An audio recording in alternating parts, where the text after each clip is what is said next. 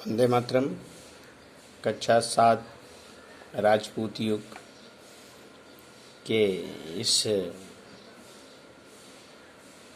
तीसरे भाग में आप सभी को वंदे मातरम।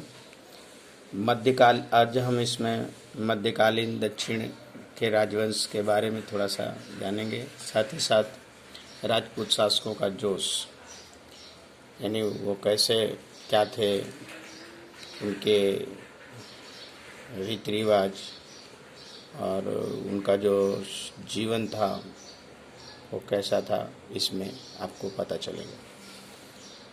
तो सबसे पहले कि मध्यकालीन दक्षिण के राजवंशों में वातापी बादामी में चालुक्यों का शासन था। मतलब वातापी बादामी में चालुक्य शासन किया करते थे मध्यकालीन दक्षिण के राजवंशों में।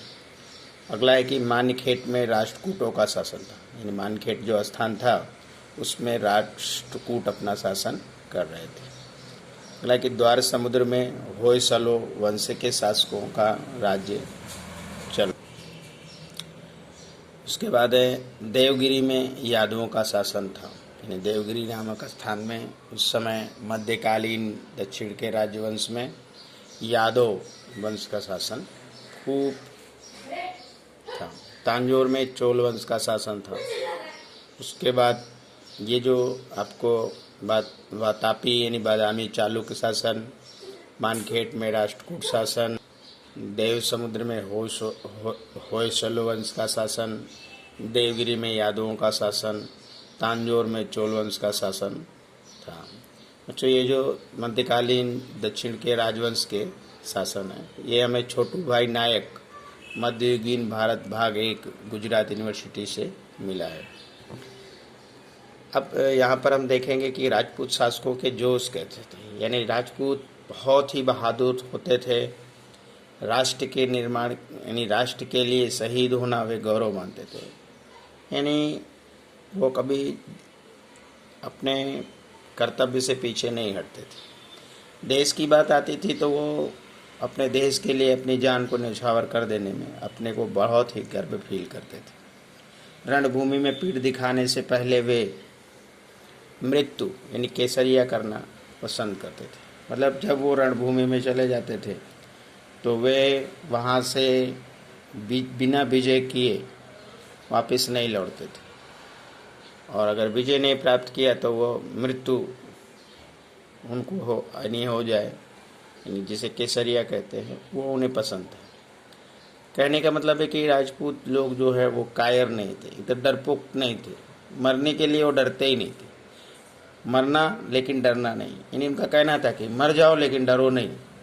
शरण में आए हुए की हर एक की हर हाल में रक्षा करना, यानी उनका कहना था कि कोई भी व्यक्ति उनके शरण में आया हो, क्यों ना उनका दुश्मन हो, हम उसकी रक्षा अवश्य करेंगे। साथ ही साथ उनका कहना था कि हमें सत्य बोलना चाहिए, हमें हमेशा सत्य बोलना चाहिए, हमें कभी झूठ नहीं बोलना चाहिए। और उन्होंने ये भी कहा कि सत्य के लिए लड़ लेना ये इनकी खास विशेषता है। मतलब सत्य के लिए लड़ना ही लड़ना चाहिए हमेशा। यानी आपने देखा कि राजपूत जो लोग थे वो मरने से नहीं डरते थे, और कोई भी व्यक्ति जो उनकी शरण में आए उनसे मतलब उनकी शरण में कोई भी आया हुआ व्यक्ति जो उनसे मतलब शरण मांगने आया तो वो उसकी हमेशा सहायता करना पसंद करते थे। सत्य बोलना, सत्य के लिए लड़ाई लड़ना, ये इनकी विशेष खासियत थी राजपूत की। साथ ही साथ जब जितने राजपूत जो वीर थे उसके साथ उनकी राजपूतानियाँ भी अपने सतीत्व और निडरता के लिए जानी जाती थी। यानी जब राजपूत लोग युद्ध के लिए जाते थे तो वह भी गर्व से उनको विदा करती थी, उनको अपने हाथों से तलवार देती, उनकी पूजा करती, उनकी विजय के लिए। वे हंसते हंसते पति पुत्र भाई को रणभूमि के लिए विदा करती थी। मतलब यहाँ पर वो अपने भाई को, पति को या पत्नी में कोई भी पति, किसी भी की भी पत्नी जो है, किसी का भी पुत्र या भाई, यानी अपने पति पुत्र या भाई को वो रणभूमि में जाने के लिए खुशी से विदा करती थी, खूब अच्छे से पूजा करके। उनको भगवान की आशीर्वाद देकर। ये वही वीरांगनाएं थी जो ज़रूरत पड़ने पर हाथ में तलवार लेकर रणभूमि में निकल पड़ती थी। और बच्चों, आपको ये भी पता होना चाहिए कि जब कभी भी इन्हें ज़रूरत हुई कि हमारे राज्य में हमें खुद जाना चाहिए था, ये लोग खुद तलवार लेकर निकल पड़ी। मतलब ये वीरांगनाएं थी, ये घर में चूल्हा चौका करने वाली नहीं, जबकि ज़रूरत पड़ने पर हाथों में तलवार लेकर भी रणभूमि में निकल पड़ती थी। ये भी बहुत ही साहसी वीरांगनाएं थी।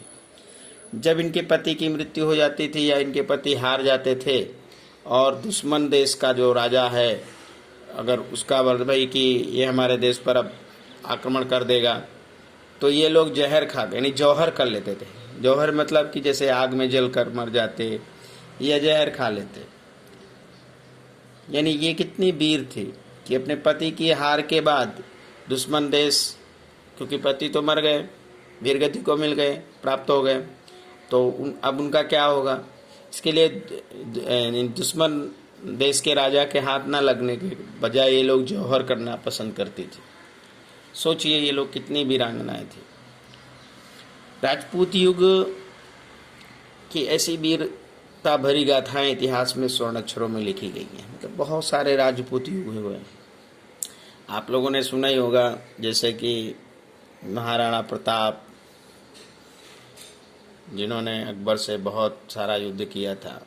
तो इस तरह वो भी राजपूत थे, और राजपूत अपने आन मान शान के लिए जाने जाते थे, सदा सत्य बोलते थे और सत्य के लिए लड़ाई लड़ना इनका पेशा था। साथ ही साथ इनकी रानियां भी बहुत ही वीरांगनाएं थी। वे अपने भाई को, पति को या बेटे को युद्ध में जाते समय बहुत खुशी खुशी विदा करती थी। साथ ही साथ जब कभी इनको ज़रूरत पड़ती तो ये लोग युद्ध में तलवार भी उठा लेते थे।